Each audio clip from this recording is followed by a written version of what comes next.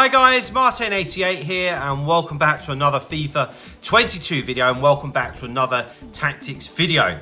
As I said to you last week in our 4-2-3-1 tactics video, both myself and a good friend of the channel, Josh Knight, are going to be taking you through a load of tactics over team of the season to really help you gain better rewards across rivals, across foot champs, and obviously I've already given you tactics for squad battles. Now, and obviously the main reason for that is because it is super sweaty at the moment, because everyone wants to play and get their rewards to pack the team of the season. So we had 4-2-3-1 went up last Friday. If you haven't seen that, interests you, go back and watch it. But today we're looking at something a bit different that I really wanted to bring to you early on during team of the season so that you could implement it into your game basically. And today we're looking at 4-2-4 all-out attack tactics. So we are looking at what to do, what tactics to implement when you're down, when you're 2-1 down, you're 3-2 down, and you're chasing that goal in the last 20 minutes. Well, we've got some amazing tactics here to show you how that would work, okay? And of course, as usual, these tactics are from Josh Knight, who's Burnley's esports player. His links will be in the description below. Okay, so let's get into it. So as you can see on screen, this is how mine would look if I changed to this for say 20 minutes ago, because it's not going to be your starting 11, guys, okay? Of course, we're talking about a situation here where it's the last 15, 20, 25 minutes, okay? So let's get straight into the tactics themselves and go through it for you. So it won't be a surprise for you to see that we have constant pressure, all right? Because we are only changing to this tactic when we feel like, right, okay, now's the time. I need to push all out attack. But sometimes when you want to go all out attack, if you don't have the right tactics implemented, it can really work against you, and actually it could make things a lot easier for your opponent, which you do not want to do. Right, constant pressure is so overpowered this year. For me, well, for everyone, it's too overpowered, I think. It can be a bit of a spoiler, but it is in the game, and you might as well use it to your advantage. So, of course, we want it on constant pressure. Yes, leaves teams vulnerable. It drains stamina. It's 20 minutes, 15 minutes to go. We don't care about the stamina, and we are prepared to leave gaps at the back because we need to go. Right, so defensive width. Normally, we always talk about being nice and compact, nice and narrow at the back, but now we're abandoning that. You know, we're going way more gun-ho. So we want to spread the players across the pitch. And basically, when you switch to constant pressure, realistically, it kind of changes it so that it's one-on-one duels across the pitch, which can make it really difficult for the opponent, especially if they haven't realised what you're doing. Because they're just going to go, oh, I don't know what to do, and they try and play their normal pass, and you're already there to take it off of them. Lovely. So for that reason, we don't want to stay compact and leave space out wide for them to run into, because that lets them off the hook and makes it easy for them, and that is not what we want to happen. Depth, of course, we want to be really aggressive, push right up the park, 90 depth. We want to choke them. You know, we want to be so intense with trying to win the ball back and just make your opponent crumble. With the high depth, the constant pressure, hopefully they just can't hack it. Coupled with decent players, which we'll get onto in a minute. Right, offense, fast build up. Now, although we're going to all-out attack, there's probably still going to be a couple of moments where you'll have to defend, right? And we completely understand that it's going to be a bit harem-scarum. It's going to be 50-50 whether you concede or whether you win the ball back. But that's the kind of territory you're in when you're switching to this tactic, okay? But when we do win the ball back, of course, we want to attack as fast as possible to take advantage of the space potentially left by your opponent, because there's every chance they'll be sat back. So if they do venture forward and you win it, of course we want to take advantage of that, and that is why we are on fast build-up play.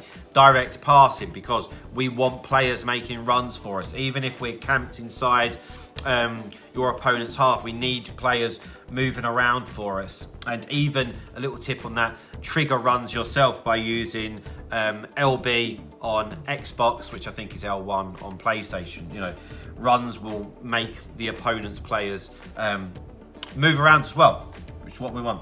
Offensively, because the 4-2-4 with the 4 strikers is quite wide, that's what we want, because that will drag the that will drag the opponent's players out as well. And so the last thing we'd want to do is condense that so there's just an absolute mound of bodies in the middle of the pitch, or if, when we're attacking, more likely in the opponent's box, you know, so we'll spread them out a bit. And if they don't want to go to, you know, to the left forward and right forward, bearing in mind we've got 2 strikers, then great, we'll go out there and then we can exploit it that way. You know, there's always things that we can do. Right, players into the box is 9 out of 10. I think the reason we haven't got it on 10 is because when we switch to this, which I would recommend 15 to 20 minutes, I'd probably be more like 15. We don't want to just be stupid about it and, you know, leave, just let it be so easy for them to go and score, you know, another goal. So, yeah, you could have it on 10, but 9, you know, it's not going to be a deal breaker, is what I'm saying. Corners and free kicks, again, we want to be really aggressive with that. I don't think there's any real need to go to 5. You know, with corners, you want a couple of people off the box, don't you, for it gets headed out, or you can recycle the ball. You don't literally want everybody in there. That's not going to work very well. Although you might think, yeah, let's push it all up, you know, let's do it up to 5 corners, 5 free kicks, 10 in the box. It's just a little bit too much, you know. This is what I say, and although you want to go all out attack, we want to be a little bit more structured about it, okay? Right, into the player instructions. So, the 2 centre-backs stay back while attacking. Of course, we want some defensive protection, and centre-backs can do that. The full-backs can go on to balanced attack, okay? So that means when we're attacking, the likelihood is they are going to join the attack. You can see here, the balanced attack occasionally make forward runs when the opportunity arises. So they will be looking to get forward, but realistically you're probably going to be carrying the ball quite a lot with them, and to have good fast full-backs is going to be critical into that.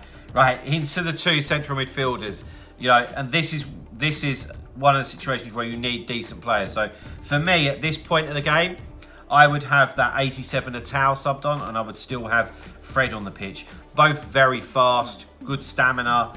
You know, we are asking them to get up and down the pitch. We really want them to get involved in the attack. Also, if the opponent breaks on us, we're asking them to get their backside back to help us defend it. We are asking a lot, but somebody like Atau can really do that job tremendously well.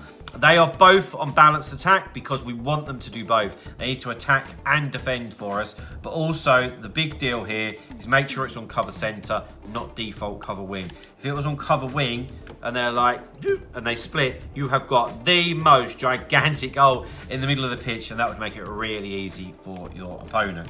Right, into the front 4, which you can see here, for me would be like Zaha and Kent coming on, which is, you know, pace galore, along with Eusebio's finishing. So they're all on stay forward, okay? No other instructions, no getting behind. That's pretty pointless because your opponent's probably going to be sat quite deep. It's just pointless. But they're all waiting up the pitch, ready for you to win the ball, okay? So as soon as you win it, you know exactly what to do. Also, having 4-2-4, opposed to say like 4-2-2, that front 4 are pushed straight up against the opponent's defence. There is no playing it out from the back if it's the goalkeeper. So he has to hit it long, get hold of your centre-backs, nod it down, and you're away.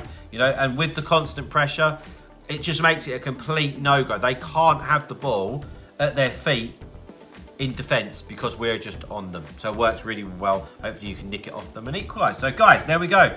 That is your all-out attack tactics. Please implement them. They work really well. Josh uses them. I use them. I know a lot of you already use them, but I wanted to show you at the beginning of the team of the season so it can help you get them a couple more wins when needed. But guys, that is it for today. Please drop a like on the video. Subscribe if you haven't already, and I will see you tomorrow. See you later, guys. Bye-bye.